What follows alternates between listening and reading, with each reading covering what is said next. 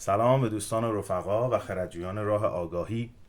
هیرمان هستم. خیلی خوشحالم که در خدمتتونم و خیلی از شما دوستان عزیز گفته بودید که باهاتون بیشتر از طریق تصویر در ارتباط باشم که مطالب این شکلی بهتر براتون جا میافته و من به امر شما جامعه عمل پوشوندم و گفتم چشم، به دیده منت، و بنابراین شد که از این به بعد بیشتر ویدیو بگیرم که بیشتر با هم بتونیم تصویری معاشرت داشته باشیم. دوستان عزیزم، خیلیتون از من پرسیدید که من یک معرفی کلی از خودم داشته باشم و البته خیلیتون منو میشناسین در عرض این 4 سال که افتخار خدمتگزاری به شما عزیزان رو داشتم، ولی خب اون دوستان و خردجویان و رفقای عزیزی که تازه وارد پیج شدن خیلی براشون جذابه، خیلی براشون مهمه که من یک بیوگرافی یا یک زندگی نامه خیلی به اصطلاح جزئی و کلی رو از خودم خدمتشون ارائه بدم و با کمال میل، چرا که نه. دوستان عزیز، هیرمان اسم مستعار من هست و من تقریبا از سن، اشتباه نکنم، سن 8-9 سالگی بسیار بسیار علاقه‌مند به کتاب بودم. داستان‌های کودکان به شدت زیاد می‌خوندم. اون دوستانی که متولد دهه 70 هستن حتما با داستان‌های تصویری شاگاهیراتا آشنا هستن که داستان‌های علاءالدین و چه میدونم جزیره گنج و قصه های پریان، اینها با روایتگری آقای شاگاهیراتا بود. نمیدونم شاگاهیراتا خانم یا آقاست، هر چقدر هم اسمش رو سرچ کردم چیزی بالا نیامد، ولی خب چیزی بود که روی اون جلد صفحات کتاب چاپ میشد و مثلا میگفتن جزیره گنج به روایت شاگاهیراتا. من عاشق کتابای داستانی شاگاهیراتا بودم و مامانم یادم میاد همیشه وقتی که وارد به سال کتابخونه میشدیم میگفت کار جدید از شاگاهیراتا مثلا چی رسیده، همونو من مثلا به اصطلاح میخوام. و من از اونجا بود که واقعا عاشق کتاب داستان بودم، کتاب مصور بودم و بزرگترین تفریح من، بزرگترین آرزوی من در دوران کودکی نه بستنی بود، نه خورد و خوراکی بود، نه سیر و سفر و تفریح مثلا جایی خارج از محوطه خونه بود، هیچی، نه دوچرخه سواری بود، هیچی، فقط کتاب خوندن بود. یعنی من عاشق داستان‌های پریان بودم، داستان‌های مثل عروسک سخنگو، مثل تیزپا، تیز چشم، تیز گوش، یا مثلا داستان‌های دیگه مثل اردک ماهی سحرآمیز، سفید برفی، علاءالدین، داستان‌هایی که کلاً توشون جن و پری بود. من خیلی عاشق، یعنی عاشق این سبک از داستان‌ها بودم و کمان که همینطور که دیگه به سال اومدم جلوتر و یکم به سنم اضافه شد، رسیدم به سن تقریبا 13-14 سالگی و از اونجایی که البته برای کمتر کسی پیش میاد ولی خب حالا شامل من شد و یک سری سوالات برام پیش اومد که اصلا من کیم، چیم، اصلا اینجا کجاست، من اینجا چی کار میکنم و اینا. رو آوردم به خوندن کتاب‌های خیلی خیلی جدی‌تر، یعنی نه از سر اجبار و از سر عشق، از سر عشق به دانایی، از عشق به دانایی، به آگاهی، اینکه آقا من کیم، چیم، واقعا برام دغدغه شده بود و به این خاطر بودش که اولین مطالعات جدیم با فلسفه شروع شد در دوران دبیرستان. فکر کنم اول دبیرستان بودم. اول دبیرستان بودم. در ضمن ناگفته نماند که من رشته به اصطلاح تحصیلیم علوم انسانی بود و همیشه هم خدا رو شکر شاگرد اول بودم. خیلی حفظیاتم خیلی خوب بود، خیلی علاقه داشتم به ادبیات، به حفظ شعر و همیشه انشام، املام 20 بود و هیچ علاقه به ریاضی فیزیک اصلا نداشتم، چون اصلا ریاضیم خوب نبود. یعنی اگر من کارنامه‌مو مثلا شما نگاه می‌کردید، مثلا اگه زبان انگلیسیم 20 بود، اگر ادبیات فارسیم 20 بود، اگر چه میدونم مثلا سایر درس‌ها بالای 17-18 بود، ریاضی مثلا 10 بود. همین معدل مثلا میکشون پایین و من نفرت داشتم از ریاضی، چون به این عقیده داشتم که مثلا ریاضی تا یک جایی واقعا به درد زندگی روزمره بشر میخوره، جمع و ضرب و تفریق و تقسیم و حالا دیگه در نهایت مثلا بالاتر یک جذری چیزی دیگه. بیشتر از این ریاضی به درد یک انسان مثلا معمولی که بخواد تو مثلا اجتماع زندگی بکنه به نظر من نمیخوره، مگر اینکه فرد بخواد به صورت تخصصی حالا این کار رو از طریق تدریس در دانشگاه بخواد به اصطلاح به دست بیاره، یا مثلا بخواد تدریس بکنه، یا دیگه خلاصه خوره ریاضی باشه، عشق به ریاضی داشته باشه که بخواد لوگاریتم و کوسینوس و تانژانت و کوتانژانت و این چیزا رو بخواد بره تو دلش.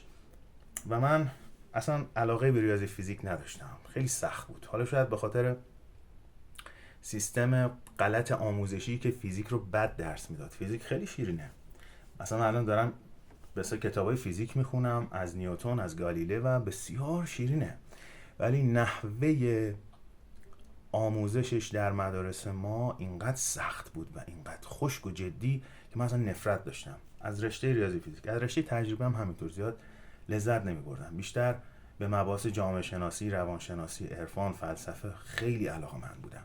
به این خاطر بود که رشته علوم انسانی رو انتخاب کردم. کجا بودیم؟ داشتم چی میگفتم؟ از مطالعات هم داشتم میگفتم. آره، اولین کتابی که یادم میاد تو ژانر فلسفه خوندم یه کتابی بود به اسم ماجراهای جاودان در فلسفه. اتفاقا همینجا هم هست، دقیقا همین کتابه، ماجراهای جاودان در فلسفه، نوشته هنری توماس و دانالی توماس، ترجمه آقای احمد شهسا. این اولین کتاب فلسفی بود که من در دوران دبیرستان شروع کردم به خوندن. حالت زندگی نامه طوریه، کتاب خیلی جذابی بود. و یادم میاد وقتی که در دوران دبیرستان معلم فلسفه‌مون مثلا به ما میگفت که فلان کتابو بخونی، فلان کتابو بخونی، من گفتم راستی مثلا آقای فلانی شما این کتابو خوندید؟ گفت نه نخوندم. و بعدش که رفت این کتابو خوند من از من تشکر کرد، گفت چه کتاب خوبی بود، از فردا کتابو بردار بیار واسه همشاگردی‌ها شروع کن به خوندن. و همیشه دوستان من رو مسخره میکرد، میگفتش که از هیرمان یاد بگیرید که، البته نمیگفت هیرمان، اون اسم اصلیم رو به اصطلاح میگفت، حالا من به اصطلاح میگم، گفت از هیرمان یاد بگیرید و به جای اینکه شب تا صبح مثلا هدفون تو گوشیتون باشه، دیلینگ دیلینگ مثلا همچین چیزایی رو برید این چرت و پرتا رو برید گوش بدید، بشینید فلسفه بخونید. توی سنی هستید که الان میطلبه که بعد شروع کنید به فلسفه خوندن. و خیلی من رو تشویق میکرد و واسه خنده منم میشد وقتی که داشت از من تعریف میداد، طبیعتا من ذوق میکردم دیگه. خب ماجرای جاودان در فلسفه بود. بعد دیگه رو آوردم به کتابای روانشناسی مثلا مثل کاترین پاندر، قانون شفا. و بعدش دیگه گفتم آقا اوکی، اینا جوابگوی سوالات من نیست. اولین کتاب دینی که باز کردم قرآن بود. یعنی اولین کتابی گفتم بهتر از بحث دین شروع بکنم، از بحث خدا شناسی شروع بکنم و بیام جلو ببینم که چه اتفاقی میفته. شروع کردم قرآن رو به فارسی خوندن. 2 بار قرآن رو به فارسی به صورت تحقیق وار و هایلایت وار شروع کردم خوندن. و بعد متوجه شدم ما مثلا تورات داریم، انجیل داریم که به زبان فارسی چاپ میشه. من هیچ کدوم از اینا رو کلا نمیدونستم. تحقیق کردم، متوجه شدم یه کتاب مقدسی وجود داره که تورات توش هست، انجیل توش هست. و به این خاطر بودش که دیگه رفتم یه دونه کتاب مقدس هم تهیه کردم که شامل عهد عتیق و عهد جدید بود، یا همون تورات انجیل بود. و شروع کردم عاشقانه خوندن. این کتاب فکر میکنم خیلی قطرش زیاد بود، فکر کنم به 2-3 هزار صفحه بود، 4000 صفحه بود و پوست پیازی بود، جنس کاغذ و بسیار فونت‌ها ریز بود. ولی خب اینقدر داستانای شیرین و باحالی داشت، من شروع کردم اینها رو به صورت تحقیق وار خوندن. تورات و انجیل هم که تموم شد واقعا داشتم استفاده میکردم و یه بزرگی میگفتش که اون خردجوی واقعی، اون سالک واقعی فردیه که همه چیز رو سعی میکنه بیاموزه و بهترینش رو برای خودش برداره. بهترینی که بتونه جوابگوی سوالات پاسخ داده نشدهش باشه. و من این کار رو بهش همیشه جامعه عمل میپوشوندم. تورات و انجیلی که تموم کردم گفتم برم اوستا بخونم. شروع کردم گاتها رو خوندن از زرتشت و یک دفترچه هم داشتم کنار خودم که اینا همه رو خلاصه نویسی میکردم و هر موقع که یعنی دوست داشتم که مطالعاتم هدفمند باشه و یک اثری داشته باشم که مثلا من قرآن رو خلاصه مثلا کردم، تورات انجیل خلاصه کردم، اوستا رو خلاصه کردم. یک دفترچه‌ای داشتم که شروع کردم اینها رو خیلی به زبان ساده با ذکر منبع و رفرنس اینها همه رو یادداشت کردم. اوستا که تموم شد رو بردم به عرفان‌های شرقی مثلا دین هندوها، مثل بودایی ها و حتی عرفان‌های به اصطلاح کاذب، که حالا در اصطلاح بهشون میگن کاذب، ولی خب شما در هر چیزی میتونی یک جلوه ای از حقیقت رو پیدا بکنی. حتی اگر کل اون مسیر کلا رو هوا باشه، شما به عنوان یک محقق، رسالت یک محقق ایجاب میکنه که بره از همه چیز سر در بیاره، بفهمی که چی به چیه، چه خبره. و من شروع کردم عرفان‌های حتی کاذب رو هم که بهش میگن کاذب شروع کردم خوندن و دیگه تا چش رو هم گذاشتم، یهو از 13 سالگی یهو چشم رو باز کردم، دیدم شد 22 سالم و اینقدر این دوران عین برق و باد گذشت که اصلا متوجه نشدم که من چقدر از سن 12-13 سالگی تا سن 23 سالگی تو این فاز 10 سال چقدر کتاب‌های اساسی خوندم که شاید مثلا 1% شاید مردم شاید برن سراغ خوندن جدی این کتاب‌ها، نه اینکه صرفا شما یک کتابی رو از سر حالا تقلید و اینا مثلا بخوای ختم بکنی، نه، به صورت تحقیقی این که بفهمیش و تو زندگی ازش استفاده بکنی. و واقعا این فیض خدا بود. من چیزی رو به خودم نسبت نمیدم، من واقعا خدا من رو هل داد توی مسیری که هیچ موقع فکر نمی کردم که اینقدر من لطف داشته باشه و بتونم در کوتاه‌ترین بازه زمانی بتونم کتاب‌های شاهکاری رو بخونم که در وادی مخصوصا ادیان و عرفان‌ها که کمتر کسی اینها رو اصلا وقت میکنه بخونه، اصلا کمتر کسی این فیض بهش میرسه که بخواد این کتابا رو بخونه. و خداست که به بعضیا فیض میده، به بعضیا وقت آزاد میده، دورشون رو خالی میکنه که اینا بتونن به اصطلاح به این کتابا بپردازن. خب وقتی که ادیان و عرفان‌های هندی و شرقی هم تموم شد، شروع کردم این پیج رو زدن. یعنی من از 6-7 سال پیش میخواستم این پیج رو بزنم، آکادمی معنوی هیرمان رو، و خدا بهم اجازه نمیداد، یعنی دست دلم نمیرفت این پیج رو بزنم، تا اینکه بالاخره سال 1400 این فیض به من داده شد که من این پیج رو زدم و از اون سال تا به الان که این ویدیو رو دارید میبینید در خدمتون هستم و از این خدمتگزاری بسیار خرسندم. و شروع کردم مثنوی معنوی مولانا رو به زبان خیلی خیلی ساده براتون شرح دادن که تمامی هر مطلبی رو که الان دارم میگم به صورت منظم شده در هایلایت های صفحه میتونید بهشون دسترسی پیدا بکنید. مولانا 1، 2، 3 و سایر عرفا و بزرگان، اینا همه رو من توی قسمت بیوی پیج، قسمت هایلایت ها منظم نامگذاری کردم جهت استفاده مؤثر شما عزیزان. میتونید مراجعه بکنید، استفاده کنید. شروع کردم مثنوی معنوی رو براتون خلاصه کردن. کل شاهنامه فردوسی رو خوندم و اون لب کلام کل داستان‌های فردوسی در شاهنامه رو و اون خردی رو که میخواست به ما ایرانی ها یا به ما به عنوان یک انسان بده رو در هایلایت فردوسی براتون گذاشتم. یک گلچینی کردم که لب کلام فردوسیه، فردوسی اومده به ما چی بگه. و از عرفان‌های شرقی از آدیاشانتی من براتون گذاشتم، از برمیگردیم به اروپا و آمریکا از لیزا کرنز براتون گذاشتم، از عرفان‌های سرخپوستی و لاتینی براتون گذاشتم، از کارلوس کاستاندا و بحث شمنیسم و اینها اگه رجوع بکنید تو هایلایت ها هست. اینها همه رو به صورت خیلی خلاصه و ساده سازی شده برای شما عزیزان انجام دادم. و یکی از دوستان به من گفتش که این سطح از آموزش هایی که داری ارائه میدی شاید برای خیلی ها سخت باشه. گفتم دیگه ساده تر از این؟ گفت آره باید ساده تر از این باشه. گفتم خب یعنی چی؟ گفت مثلا باید کاری بکنی که مثلا تاتی کردن رو یاد بدی به اون بنده خدایی که تازه میخواد وارد خودشناسی بشه و واقعا بفهمه که تو داری بهش چی میگی. من یه جرقه نشست تو ذهنم، گفتم یک پله قبل از عرفان چیه؟ فلسفه است. و گرچه دوست نداشتم وارد فلسفه بشم چون خیلی مبحث سنگینی، خودتون میدونید عزیزان، شما وقتی که تو عرفان میافتید فیضی بهتون مثلا داده میشه که حالا به جای اینکه مسیر رو به صورت 1، 2، 3، 4، 5، 6 برید تا برسید به 10، اگه این فیز بهتون داده میشه که از یهو مثلا میپرید به 6، بعد از 6 میپرید به 9، دیگه دوست ندارید مثلا فلش بک بزنید از 2 و 3 و 4 شروع بکنید، چون انرژی و وقتتون رو میگیره. و چنین چیزی هم واقعا برای من شد. یعنی میل نداشتم که برگردم به فلسفه، اما پیش خودم گفتم خب اگه یه رسالتی به من داده شده که در جهت خودشناسی شما دوستان عزیز و گرامی بخوام یک حرکت مثمر ثمر و مفیدی برداشته باشم، گفتم خب بهتر از فلسفه شروع بکنم.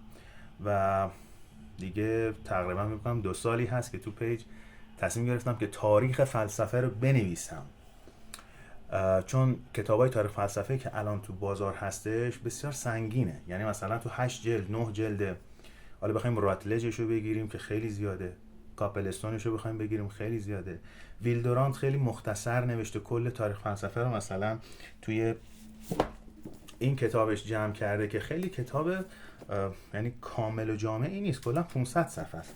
شما چطوری میخوای کل تاریخ فلسفه رو توی همچین کتابی جا بدی؟ البته ویلدورانت خیلی از فلاسفه و عرفا اصلا بهشون اشاره‌ای نکرده و شاید با جناح شاید مثلا نوشته باشه.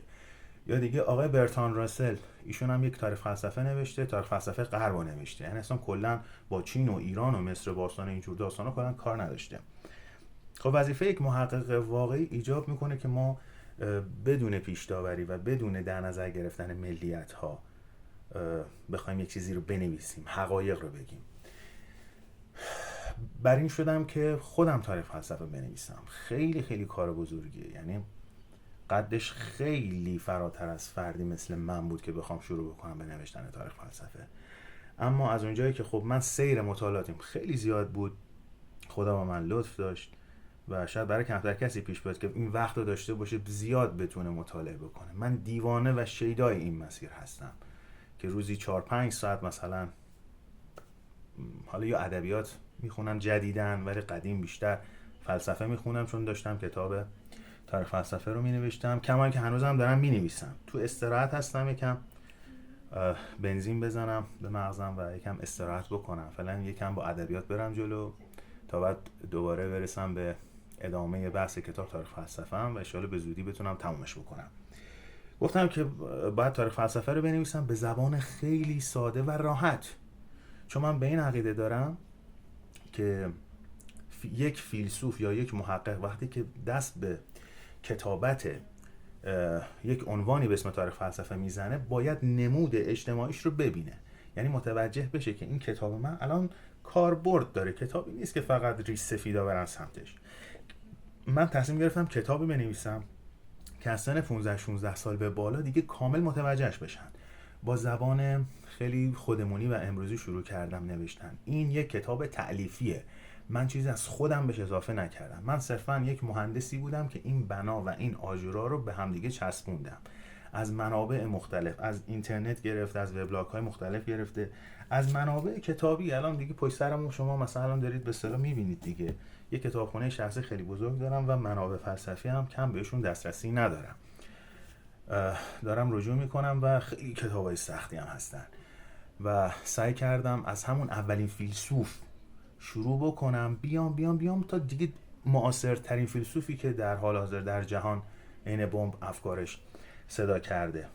و الان اگه اشتباه نکنم تا آخر قرن 17 میلادی رو نوشتم و یکم استراحت میکنم، بعدا ادامهش رو میدم.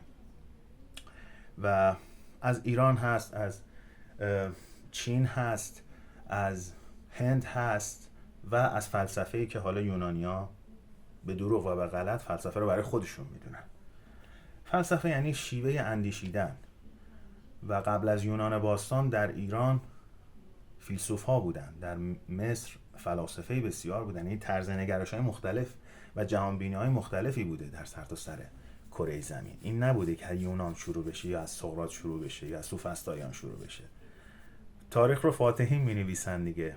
حالا اینا سعی میکنن خیلی چیزها رو به نام خودشون بزنن، ولی بدون پیش داوری سعی کردم این کتاب رو بنویسم جوری که حقیقت کلمه بولد کتاب من باشه، نه صرفا پرداختن به این که چه ملیتی الان برتره یا چه تفکری الان برتره.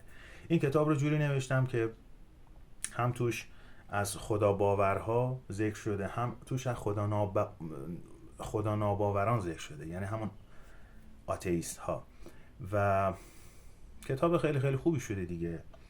خواستم خدمتون بگم که دیگه اینقدر این مطالب، یعنی خوندن این کتاب ها زیاد شد که تصمیم گرفتم، خب گفتم هیرمان تو که الان این همه داری کتاب میخونی، داری واقعا لذت میبری، بیا به بندگان خدا هم حداقل چیزی رو که یاد گرفتی به زبان خیلی ساده تر بگو.